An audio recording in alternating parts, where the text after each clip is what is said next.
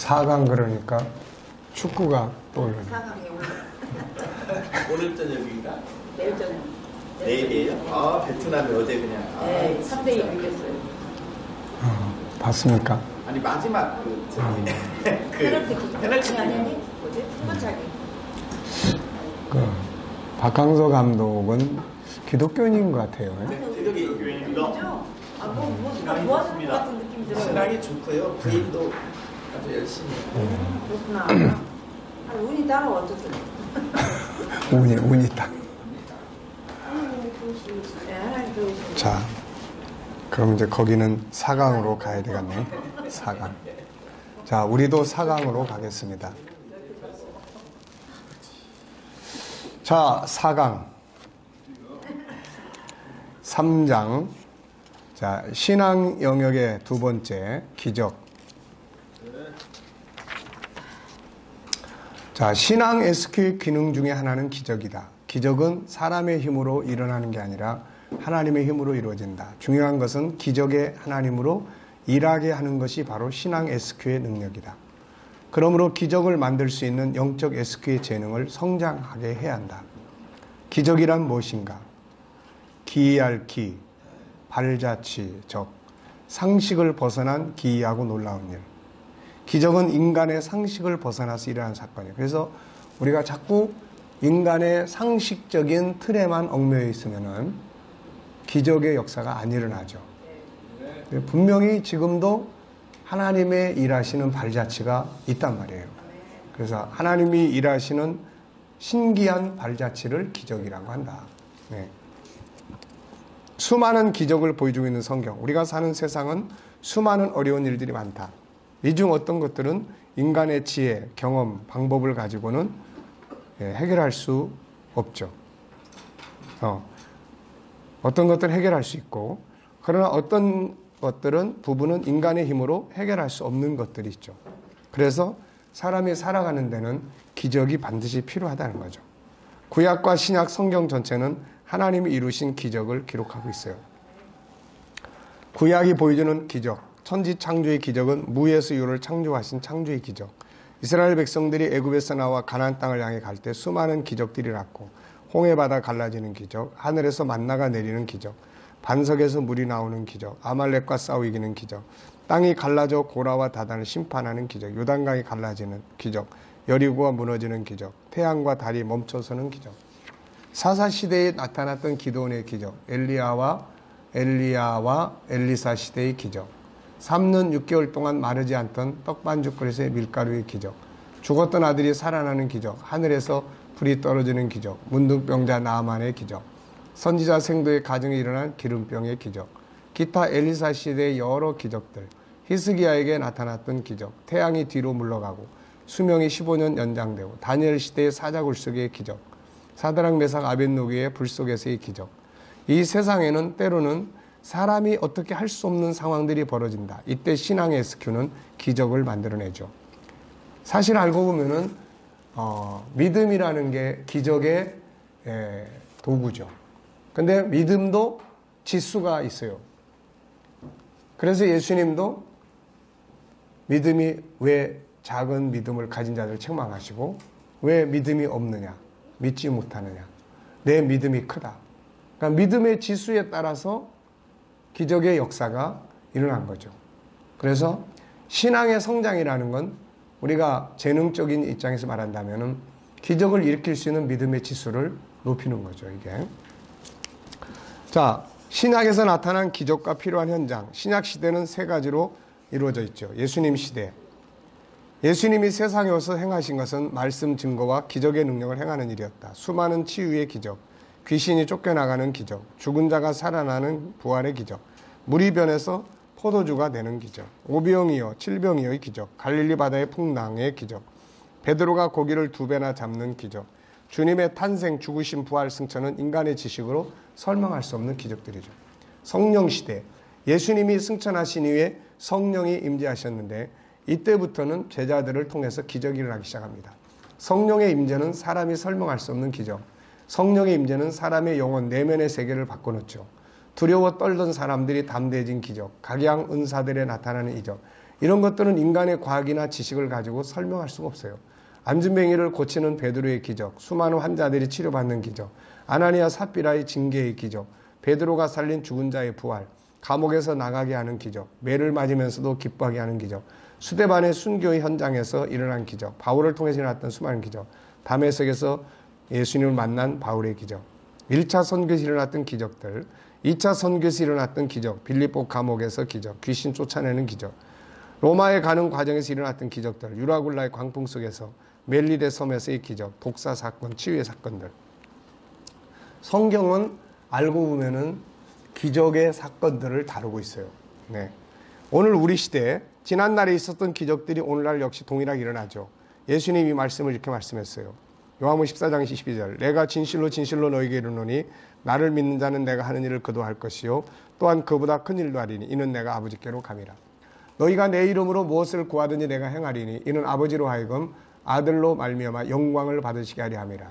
내 이름으로 무엇이든지 내게 구하면 내가 행하리라. 마가복음 16장 17절, 믿는 자들에겐 이런 표적이 따르리니 곧 그들이 내 이름으로 귀신을 쫓아내며 새 방언을 말하며 뱀을 집어올리며 무슨 독을 마실지라도 해를 받지 아니하며 병든 사람에게 손을 얹은 즉 나으리라 하시더라. 지금도 많은 나라에서 다양한 기적들이 일어나고 있다. 치유와 자유의 역사, 환상과 계시의 역사, 신령한 은사와 능력의 역사. 이것은 우리도 경험하고 있는 것인데 하나님은 여전히 살아계시고 일하시기 때문이다. 네. 우주과학자 스티븐 호킹이라는 사람이 마지막으로 세상을 떠나면서 신은 없다라고 이야기를 하고 갔어요. 이것은 참 어리석은 거죠. 네. 왜냐하면 지금도 하나님의 살아계심을 만나는 수많은 사람들이 있단 말이에요. 이게. 그래서 제가 그 기사를 보고 나는 하나님을 만나봤는데 라는 생각을 하게 됐어요. 그러니까 이 인간이 과학을 가지고 하나님이 있다 없다 하는 건 어리석은 거죠. 그건 과학의 모순이에요. 그게. 예를 들면은 우주에서 95%는 어두움이라고 해요. 어두움.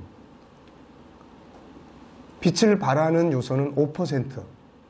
그러면 그 5%를 가지고 인간이 은하계라든지 태양계라든지를 연구를 하는 겁니다.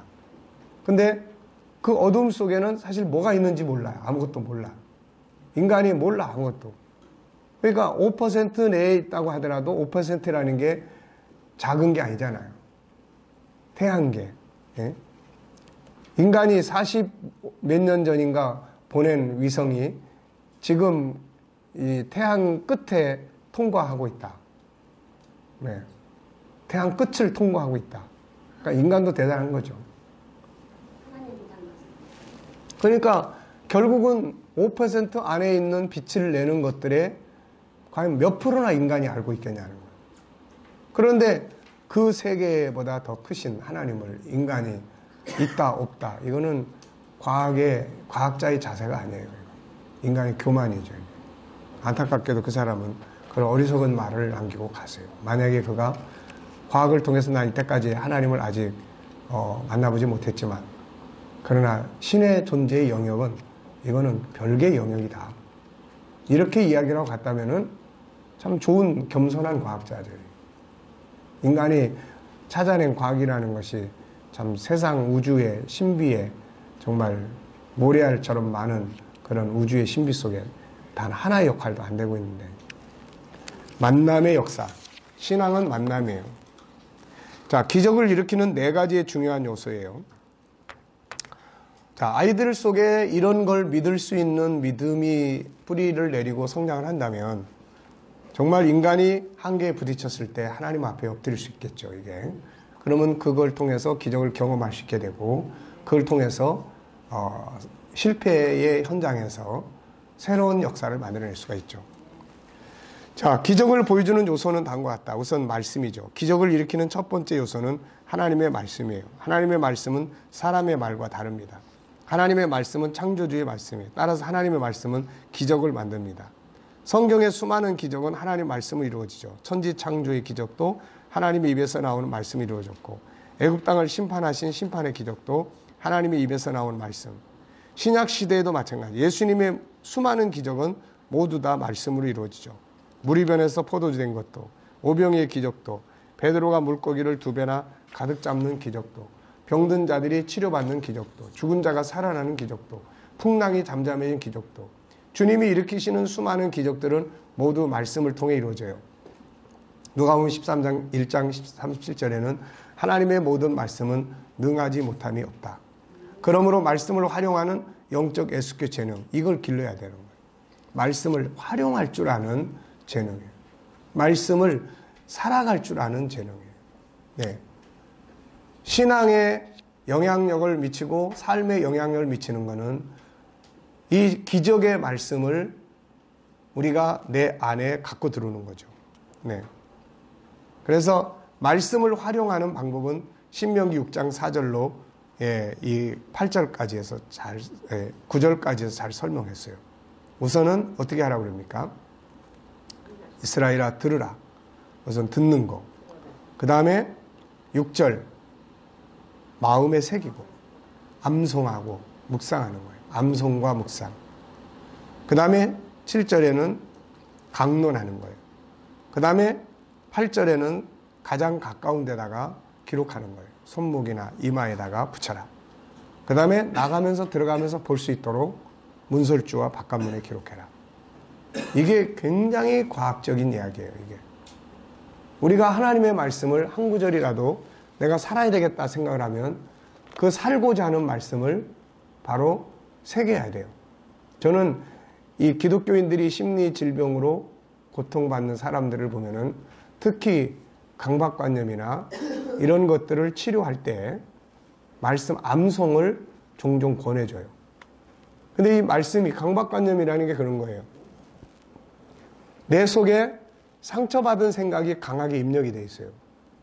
이게 계속 떠오르기 때문에 고통을 받는 거예요. 그러면 이걸 이제 해소시키려면은 반대적인 그걸 치료하는 말씀을 암송을 해야 돼요. 암송. 네. 그 말씀이 내 안에서 암송이 되고 묵상이 돼서 암송이 되거나 묵상이 돼서 그것이 살아서 역사하기 시작을 하면은 뇌에서 1순위로 떠오르면은 강박관념이 바뀌어버리는 거예요, 이게.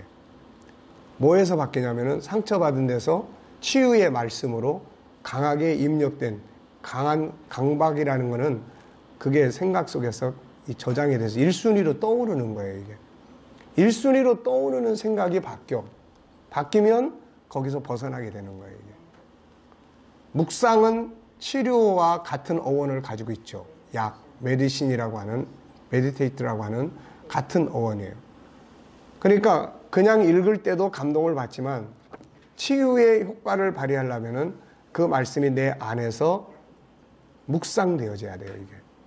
음식을 먹으면 꿀꺽 삼키지 않고 씹어요. 묵상은 씹는 역할을 해요.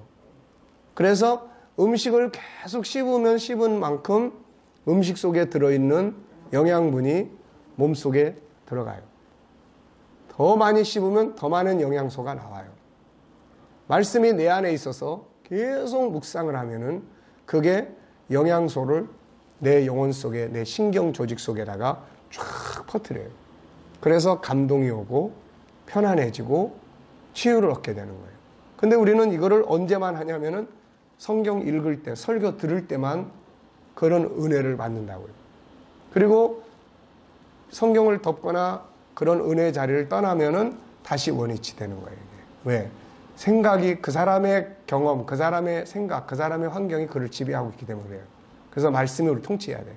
요한복음 15장에 보면은 내 말이 너희 안에 있으면은 너희가 무엇이든지 구하라. 그리하면 이루어진다. 여호수아서 1장에 보면은 말씀을 주야로 묵상하면 그걸 지킬 수가 있어요. 우리가 하나님 말씀을 순종하지 못하는 것은 안 하려고 하는 나쁜 마음 때문에도 있지만 더 큰 문제는 순종해야 될 시점에 순종해야 될 말씀이 안 떠오르는 거예요. 안 떠오르기 때문에 순종을 못하는 거예요. 그러니까 떠오르면 사람은 순종을 하려고 해요. 근데 안 떠올라, 그 시간에. 그리고 나중에 가서 지가 엉뚱하게 자기 생각이 다 통치해버린 다음에 뒤에 가서 생각이 나. 아, 이 말씀대로 살아야 됩니다.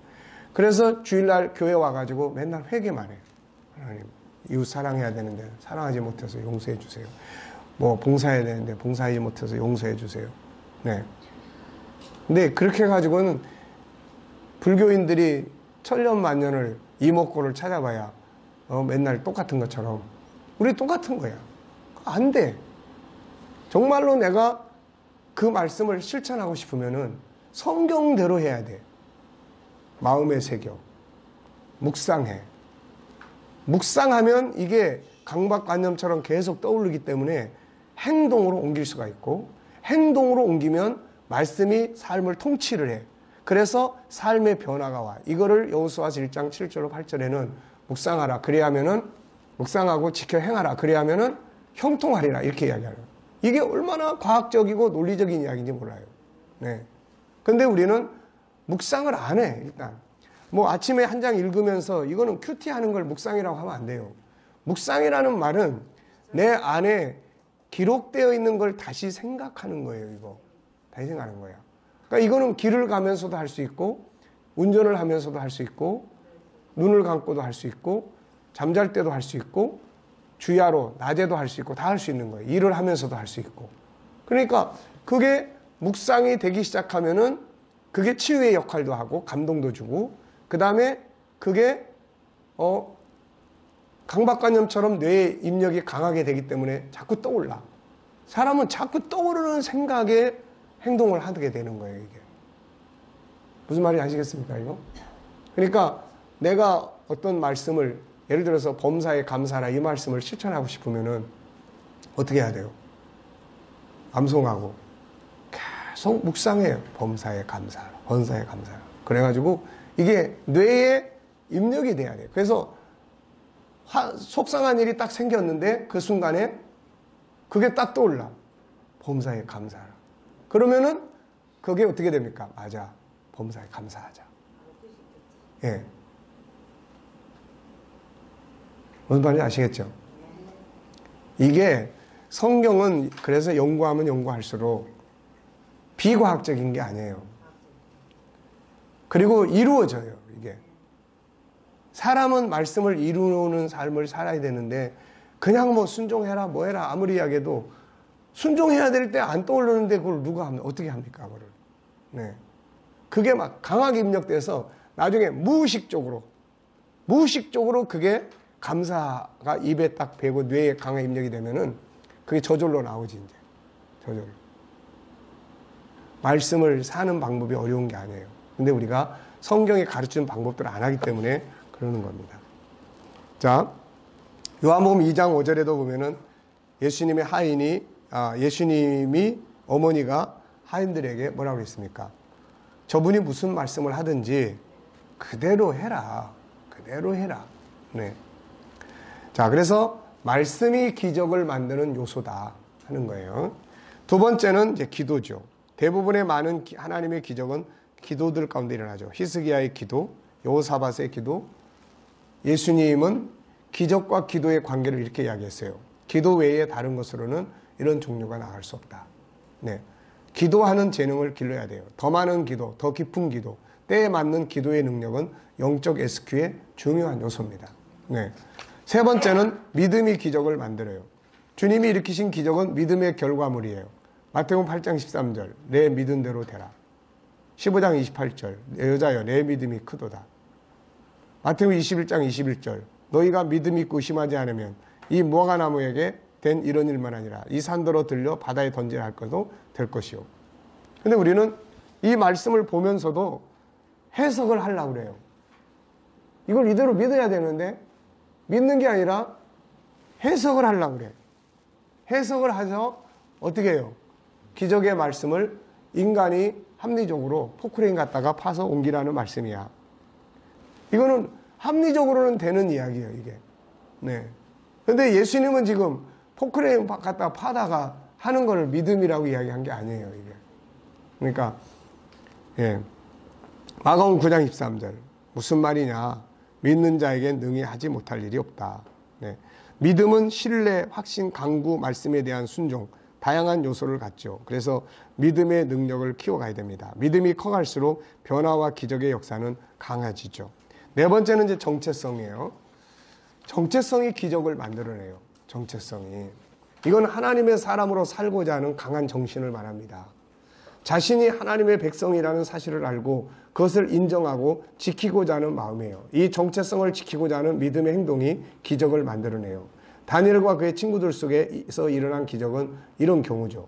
그들은 자신들이 가지고 있는 믿음의 정체성을 어떤 위협 속에서도 지키고자 했고 결국 사자굴 속에서 살아나는 기적, 풀문불 속에서 살아나는 기적을 만들어낸 거죠. 네, 이 기적은 다 그리 아니하실지라도 뭐 이런 믿음이에요. 이런 거. 결국 하나님의 사람으로서 정체성을 지키고자 하는 믿음에서 나타난 기적들이죠. 나중에는 결국 어떻게 합니까? 왕이 그들의 하나님을 찬송하죠. 사자굴 속에서의 기적도 다니엘이 자기 믿음 지키기 위해서 보란듯이 하루 3번 문 열어놓고 기도하면서 그런 정체성에 대한 삶이 기적을 만든다. 그러므로 신앙에 대한 정체성을 갖고 그걸 지키기 위한 싸움을 할 줄 아는 능력을 길러야 된다. 이 속에서 손해볼 줄도 알고 이 속에서 때로는 억울함을 당할 줄도 알아야 기적이 만들어져요. 에스더가 자기 정체성을 알고 내가 왕비로 있는 것이 이때를 위한 것이다. 그때 죽으면 죽으리라는 이런 각오가 생겼고 그것이 기적을 만든 거죠. 이게. 네. 5번째는 희생과 헌신의 현장에서 기적이 일어납니다. 성경은 희생을 통해 기적이 일어나는 걸 보여주고 있어요. 희생의 제물이 올려진 제단에 불이 내려왔고 어린아이의 희생을 통해 오병이의 기적이 일어났고 예수 그리스도의 십자가의 헌신은 수많은 기적을 만들어냈죠. 인간의 구원, 변화, 감동, 부활과 영광, 치유와 자유.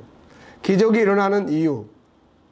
우선 기적이 일어나는 목적은 뭔가? 기적이 일어나는 이유는 여러 가지다.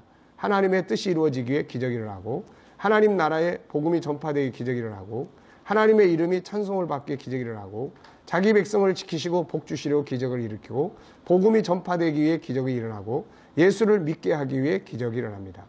그러므로 기적을 구하기 전에 먼저 바른 목적을 갖는 게 중요하죠. 자, 기적의 C가 되는 신앙 SQ를 강화시켜라.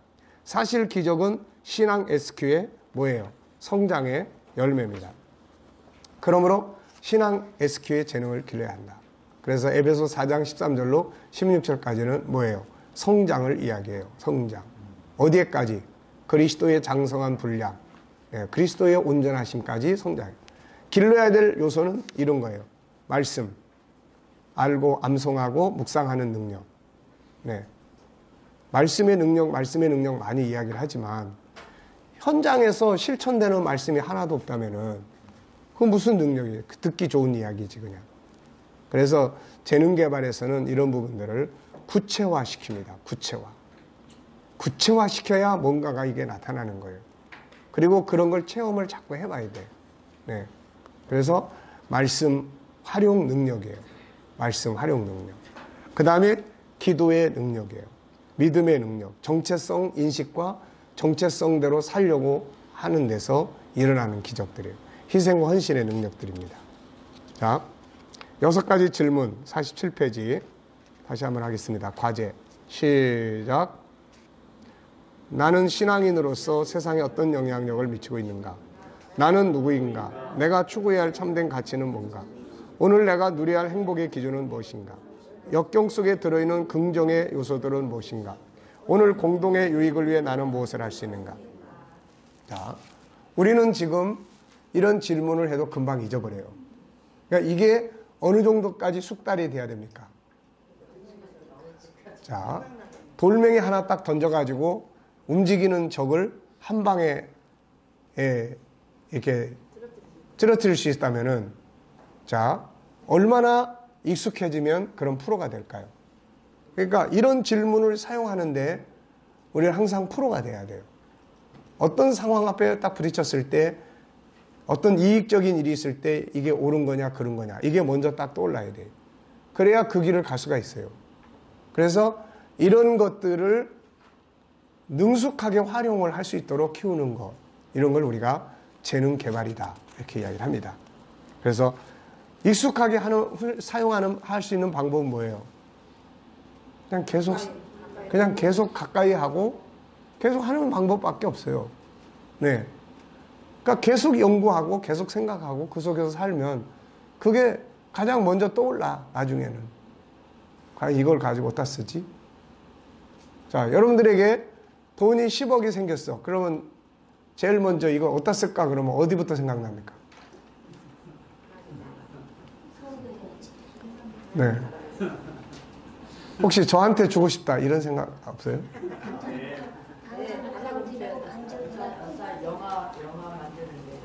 네, 영화 만드는데 달라고 그래서 주면은 이거는 좀 그래. 자, 어쨌든 선교를 하는 사람은 하여튼 돈을 딱 보는 순간 선교가 먼저 떠오를 거고 그 선교에 사용하는 거죠. 네. 자, 4장으로 넘어가겠습니다. 목사님 저기 질문에서요. 예. 정리해서 네. 4번 기적을 일으키는 네 가지 여기는 5가지잖아요. 네 가지 머리는 5가지. 아, 그러면 5가지로 쓰세요. 네. 5가지로 고치시기 바랍니다.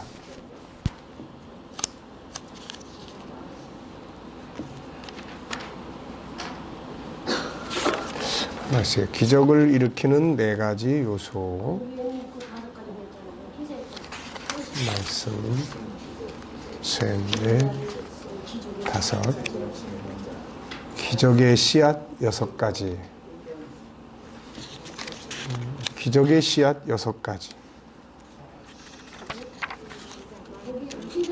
예, 이 질문을, 예, 기적을 일으키는 여기 5가지 요소. 그 다음에 기적의 씨앗, 요거는 필요 없는 질문인 것 같습니다. 그게 반복인 것 같은데요. 예, 이건 지워야 될 것 같아요. 아, 6가지 질문. 6가지, 이 옆에 6가지입니다. 네. 예, 그건 지워도 될 것 같아요. 네. 자, 성경의 인물들이 가졌던 신앙 SQ와 그 결과들. 아브라함은 갈대아 우르에서 살다가 사명의 땅 가나안 땅으로 이주한 사람이다. 그런데 그는 새로운 객지로 이사 왔지만 후에는 그 지역에 존경받는 리더가 된다. 이렇게 된 배경을 살펴보면 신앙 SQ의 재능에 탁월함을 볼 수 있다. 그가 가진 신앙 SQ는 무엇인지 정리해보자. 아브라함이 사용한 영성지능은 다음과 같은 특징을 가지고 있다. 우선 하나님과의 관계, 천국에 대한 이해, 자기 정체성 확신, 자기 사명 이해, 올바른 삶의 가치 추구. 이게 그가 가지고 있었던 영성 재능의 내용이에요. 하나님과의 관계, 아브라함의 인생은 하나님을 만나기 전과 후로 나눠지죠. 그의 새로운 인생의 시작은 하나님을 만나고 그의 부르심을 받을 때부터 시작이 됩니다. 영성 재능의 시작은 하나님과의 만남이에요. 그러니까 하나님과의 만남이 어떠하냐에 따라서 인생은 터닝 포인트가 생겨요. 바뀝니다. 어떤 사람도 하나님과의 만남을 가진 다음에는 인생의 방향성이 다 바뀌어요. 이게. 네. 천국에 대한 이해, 영성 재능의 중요성 중에 하나는 보이는 것을 추구하는 게 아니라 보이지 않는 걸 생각하고 추구하는 능력이에요. 아브라함은 이런 면에서 탁월한 재능을 보여주고 있어요. 물론 하나님의 은혜로 된 거지만 그는 보이지 않는 세계인 천국에 대한 발견과 믿음을 갖지요. 그는 여기서부터 어떤 인생관이 생깁니까? 나그네 인생관이 생겨요. 우리가 정말 천국에 대한 확실성을 가지고 산다면 나그네 인생관이 만들어져야 돼요. 이게 아직 안 만들어져 있다면은 좀 더 천국을 가서 좀 더 있다 오셔야 돼요. 네. 그래야지. 왜냐하면 나그네 인생관이 현실의 삶을 바꿔놓는다고요, 이게. 네. 이 나그네 인생관은 지역 사람들과의 좋은 관계를 갖게 하는 중요한 역할을 했죠. 만약 아브라함이 그 지역에 와서 자기가 주인처럼 행세하고 그 지역에 자기 왕국을 건설하려고 했다면 항상 다투고 싸울 수밖에 없는 관계가 됐을 거예요. 근데 항상 천막 쳐놓고 어디서 오신 분이세요? 그러면 저희는 나그네입니다. 우리는 강을 건너온 사람들입니다. 네. 그러니 싸울 이유가 없는 거예요. 그래서 욕심 없이 살다 보니까 이웃과의 관계가 아주 좋아졌고 그래서 결국은 야, 저 사람은 참 훌륭한 사람이다. 지역이 사람들이 존경하는 사람이 된 거죠, 이게. 그러니까 올바른 영성 재능, 그 다음에 올바른 가치관, 자기 정체성, 나그네라고는 자기 정체성. 그것이 만들어낸 올바른 삶의 현장, 좋은 인간관계, 이런 것들이에요, 이게. 올바른 자기 정체성 인식. 아브라함은 자신에 대한 올바른 정체성을 갖게 되는데 첫째는 하나님의 백성, 둘째는 천국인, 셋째는 자기를 통해 천하 만민이 복을 받게 되는 복의 근원. 네. 이것은 하나님을 만나고 천국을 알고 그리고 그분의 뜻을 알고 난 후에 만들어진 정체성이죠. 그런데 이 정체성은 그의 인생을 어떻게 살게 합니까? 어떻게 살 것인가에 대한 가치를 만들죠. 하나님의 백성, 현실에서 하나님을 신뢰하고 그분의 말씀을 믿고 순종하고 삶의 가치는 그분의 영광을 위해 살아야 되고, 천국 백성, 현실에서는 나그네. 나그네는 어떻게 살아야 돼요? 삶의 가치는 욕심 없이 살고. 나그네라고 하면서도 천년만년 살 것처럼 이 땅에다 자기 왕국 건설을 해. 이건 저 사람의 나그네가 아니야 지금. 네. 자기를 통해 천하 만민이 복을 받게 하는 복의 근원. 그렇다면 현실에서 어떻게 살아야 돼? 현실에서는 다른 사람이 하나님 믿고 구원받게 하기 위한 삶의 자세예요. 네. 자기의 사명이에요. 그러니까 우리 아이들이 정체성이 뭔가를 우선 분명하게 인식하는 훈련이 필요하고, 그 다음에는 정체성에 맞게 사는 삶이 무엇인지에 대해서 함께 서로 나누고 토론하고 할 줄 아는 이런 능력을 길러줘야 되는 거예요, 이게. 네. 그렇지 않으면은 전부 부지기 속에 다 휩쓸려서 그냥 자기 정체성 없이 살아가 버리는 거예요, 다. 네. 자기 사명이에 아브라함은 자기가 이 땅에서 살아가는 동안에 해야 할 일이 뭔지를 알게 되죠. 이건 물질적인 거 얼마나 얻는가 아니라 어떻게 하면 하나님의 뜻, 인류를 구원할 수 있을까에 대한 인류 구원의 사명이죠. 자신이 어느 곳에 있든지 그곳에서 자기 사명이 뭔가를 알게 되면 올바른 삶은 자연히 만들어지게 됩니다. 네. 그래서 사도 바울은 고린도 13장에서 뭔 이야기예요? 너희가 정말로 그리스도 안에 있는지 믿음 안에 있는지를 살펴봐라. 네. 올바른 삶의 가치 추구, 하나님을 만나고 천국을 보고 사명을 알게 되게 되는 등의 자기 정체성이 분명해지고 나면 다음에는 어떻게 살 것인가에 대한 삶의 방향성이 만들어져요. 이 삶은 세상 것들을 얼마나 얻는가 보다는 자기 사명을 어떻게 이루어갈 것인가에 대한 가치를 갖게 되고, 이것이 지역 사람들과 아름다운 관계를 형성합니다. 지금 인간관계에 문제가 있다면 영성지능을 살펴보자. 우선 나의 정체성이 뭔가 생각하고, 내가 사는 참된 목적은 어디에 있는가를 생각하고, 내가 살아야 어떻게 살아야 이걸 실현할 수 있는가를 생각하고, 내가 지금 살고 있는 방식은 내가 받은 사명을 이루는 길인지 무너지게 하는 길인지를 생각하고, 나는 신앙인으로서 내가 머무는 곳에 어떤 영향력을 미치고 있는지를 생각을 해야 돼요. 내가 분명히 저 사람을 구원해달라고 맨날 기도를 해. 근데 맨날 그 사람한테 거짓말하고 그 사람한테 희생을 강요하고 그 사람한테 욕을 먹고 그러고 살아. 이거는 안 맞는 이야기예요, 이게. 저 사람을 구원하기 위해서 기도를 하고 있으면 저 사람을 구원하기 위해서 내가 저 사람과의 관계를 어떻게 가져야 되는가. 네. 지금 내가 갖고 있는 이 자세가 과연 올바른 것인가. 저 사람은 나의 모습을 보고 과연 신앙에 대해서 더 깊이 들어올 수 있는가, 아니면 멀어질 수 있는가. 그러니까 우리는 우리 성도들이나 우리들이 살아가면서 내가 가지고 있는 신앙과 역행하는 그런 삶의 방향을 갖는 경우가 굉장히 많아요. 기도는 하는데 저 사람이 구원받게 하고는 싶은데, 근데 구원받게 하는 길을 안 만들어. 오히려 시험 들어서 구원이 아니라 그냥 이론도 못 얻게 만들어. 네. 그래서 마태복음 23장에서 예수님께서 뭐라고 그럽니까? 너희가 돌아다니면서 한 사람을 얻어가지고 너희보다 더 지옥 자식이 되게 만든다. 네. 그러고 있는 게 참 우리들의 안타까운 현실이죠, 이게. 자, 그러니까 성경의 말씀하는 대로 정체성과 방향성을 바로 갖고 그리고 가면 그게 이 사람도 존경받는 거예요, 아브라함처럼. 네. 자, 이삭입니다. 아브라함의 아들이죠. 그 역시 어려운 상황에서 그가 머물던 지역에 큰 영향을 미친 사람이에요. 아브라함은 그 머문 지역의 지도자로 인정을 받았지만 이삭의 경우는 그를 싫다고 그 지역에서 쫓아낸 사람들이 후에 그에게 와서 평화조약을 맺자고 굴복하는 모습을 보여주고 있어요. 어떻게 이삭은 살았길래 이런 결과물을 만들어낼 수 있느냐. 네. 이삭의 성공은 그의 지적 감성 재능들의 활용에도 있었지만은 기본적인 승리의 배경에는 역시 영성 재능이 탁월한 데 있었어요. 이삭의 영성 재능을 분석을 해보면 네 가지가 나타나요. 우선 하나님과의 만남이에요. 그 다음에 사명의 비전이고 삶에 대한 가치, 그 다음에 자기 정체성, 삶에 대한 가치예요. 우선 하나님과의 만남이 시작이 됩니다. 사실 이삭은 아버지 사후에 그 땅에 기근이 오자 애굽으로 이사하려고 했어요. 이런 상황에서 그는 하나님을 만나게 됩니다. 하나님을 만남으로 그의 인생은 새로운 전환점이 생겼어요. SQ의 시작점은 하나님을 만나는 때 시작한다고 그랬죠. 세상에서 말하는 SQ는 하나님이 없이 인간 스스로 자기 정체성을 찾고 올바른 가치를 찾으려고 합니다. 그러나 인간 스스로는 물질적으로 좀 더 나은 삶을 살 수는 있지만 본질적 정체성과 참된 가치를 찾을 수는 없어요. 인간 스스로가 어떻게 자신의 정체성을 찾고 올바른 가치를 만들 수 있는가. 그래서 인간은 가장 먼저 하나님을 만나야 된다. 이것이 바로 SQ 재능의 시작이에요. 이삭의 인생의 전환점은 바로 어려움 앞에서 하나님과의 만남이죠. 그래서 창세기 26장 이전에는 여호와께서 이삭에게 나타나서 애굽으로 내려가지 마라. 내가 내게 지시한 땅에 거주해라. 여기서부터 이삭의 역사가 출발을 합니다. 두 번째는 새로운 인생의 비전이에요. 이삭은 하나님을 만나기 전에는 우선 먹고 사는 게 제일 중요했고 아버지 아브라함이 받았던 사명을 기억하지 않았어요. 그리고 자기 삶을 살려고 했죠. 그런데 하나님을 만나면서 새로운 비전이 만들어집니다. 창세기 26장 3절 4절 다 같이 시작. 이 땅에 거류하면 내가 너와 함께 있어 내게 복을 주고 내가 이 모든 땅을 너와 내 자손에게 주리라.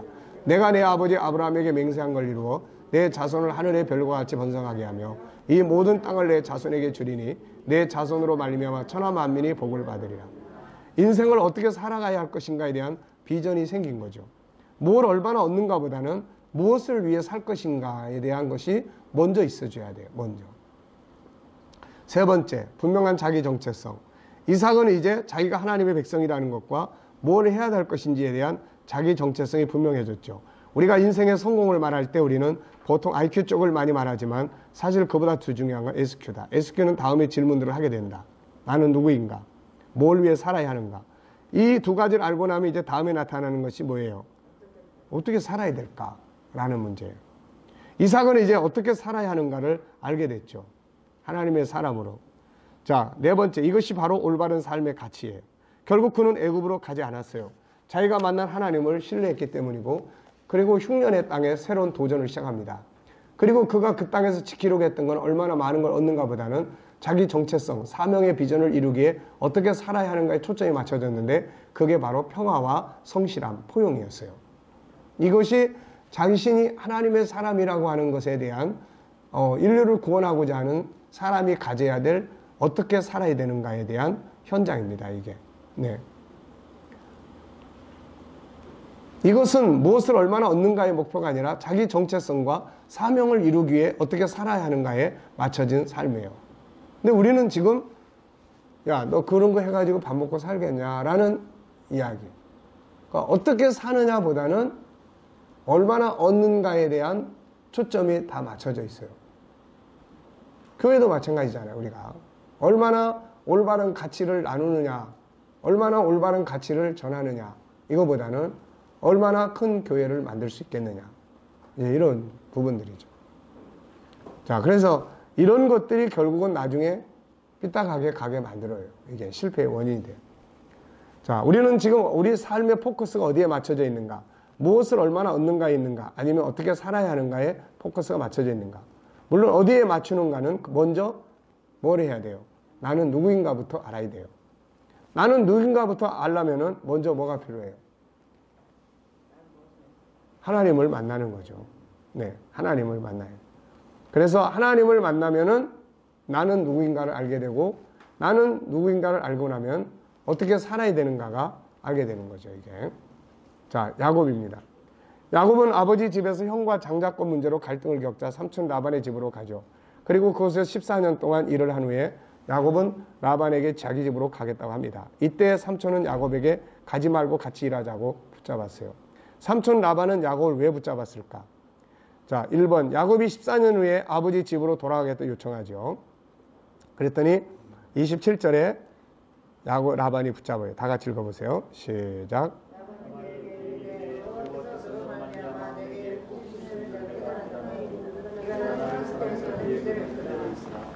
네, 네가 나를 사랑스럽게 여기는 그대로 있으라. 삼촌 라반은 아버지 집으로 돌아가겠다고 하는 야곱을 붙잡습니다. 붙잡은 이유는 야곱이 그 집에 온 후로 자기 집이 복을 받았어요. 자, 이렇게 이야기를 하죠. 내가 오기 전에 외삼촌의 소유가 적더니 번성하여 때를 이루었으니 내 발이 이르는 곳마다 여호와께서 외삼촌에게 복을 주셨습니다. 자, 야곱이 삼촌 라반의 집에 온 이후 라반의 재산이 번성하여 때를 이루었어요. 이런 일꾼을 누가 내보내려고 할까? 자기 집을 부유하게 만드는 일꾼을 누가 보내려고 하겠는가? 그는 어떻게 이런 삶을 살 수 있었을까? 배후에는 강한 신앙 SQ가 작동하고 있었던 거죠.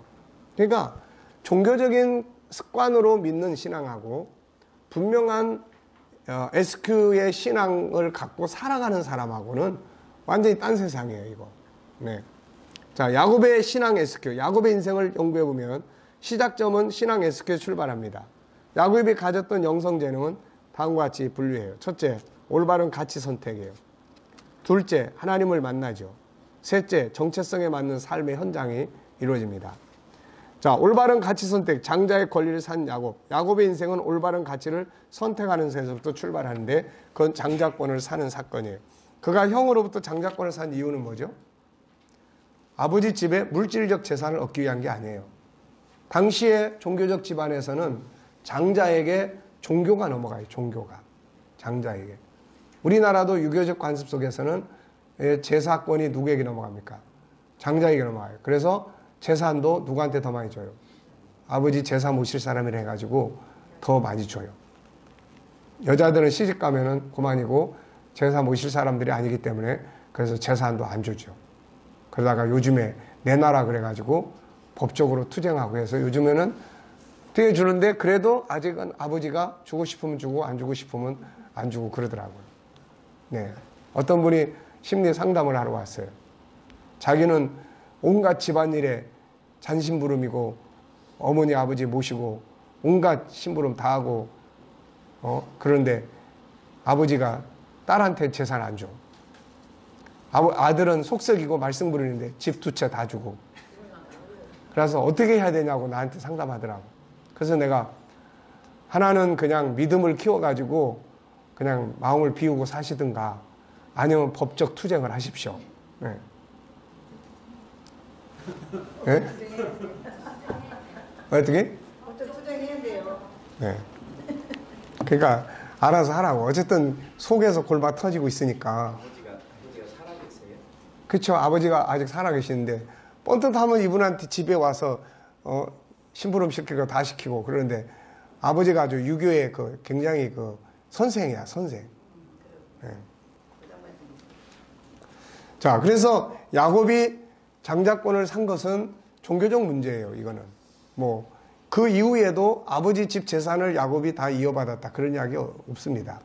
야곱은 다 자기가 지팡이 하나만 가지고 가서 두 때나 이룬 이런 성공적인 인물이죠. 그는 형 에서와는 달리 자기 인생을 뭘 위해서 어떻게 살 것인지에 대해 깊은 생각을 했죠.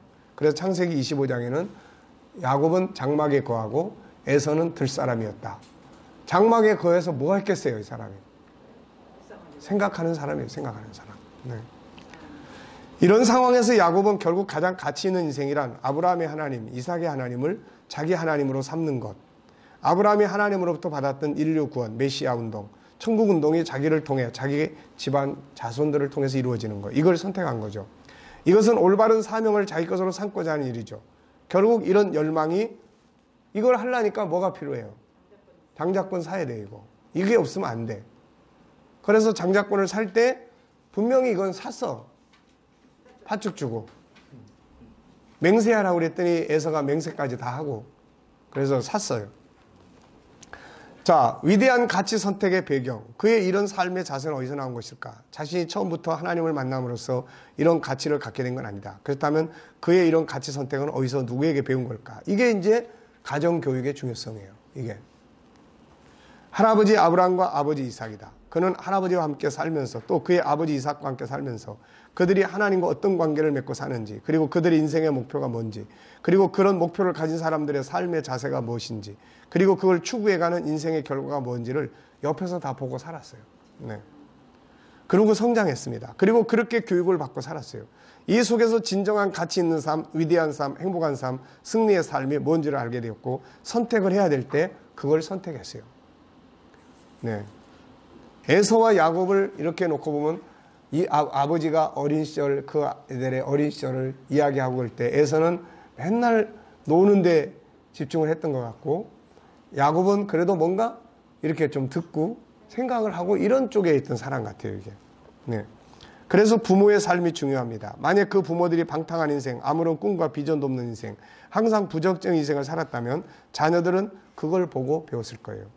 광야에서 멸망했던 이스라엘 백성들이 그랬다. 그들은 자기 집에 들어가서 항상 하나님 원망하고 불평하면서 가나안 땅의 영광과 축복보다는 현실의 어려움 앞에 원망하고 불평하고 살았어요. 그 결과가 무엇인가? 지난날 가나안 땅 정탐 후 하나님을 원망하고 가나안 땅을 불신하다가 망한 그 자리에 와서 38년 뒤에 그 자리에 다시 와가지고 자식들이 똑같이 하나님 원망하다가 벌받는 결과를 가져온 거죠. 자녀가 올바른 가치를 선택할 줄 알게 하는 교육보다 위대한 교육은 없어요. 우리는 자녀들이 잘 되길 바라면서 그들 앞에서 아무런 비전도 꿈도 없는 삶의 모습, 세상을 부정적으로 보고 항상 원망과 불평으로 사는 모습, 다툼과 분쟁으로 얼룩진 삶의 모습들을 보여줄 때가 얼마나 많아요. 자녀들 앞에서 부모가 보여주는 세상의 모습은 어떤 모습이에요? 살고 싶은 세상이에요? 살기 싫은 세상이에요? 네. 우리 엄마 아빠가 사는 세상은 아주 몹쓸 세상이고 살고 싶은 맛이 전혀 안 드는 세상이에요. 왜? 항상 그 앞에서 더러운 세상. 네. 그러면서 항상 부정적으로 이야기를 하니까 애들은 거기서 세상은 살고 싶지 않은 부정적인 것으로만 가득 찬 것으로 자꾸 인이 바뀌기 시작을 하죠. 이게. 네. 자, 우리 몇 시에 밥 먹기로 했습니까? 지금 가야 됩니까? 자, 그러면은 여기까지 하고 식사하고 와서 7시부터 시작을 하겠습니다.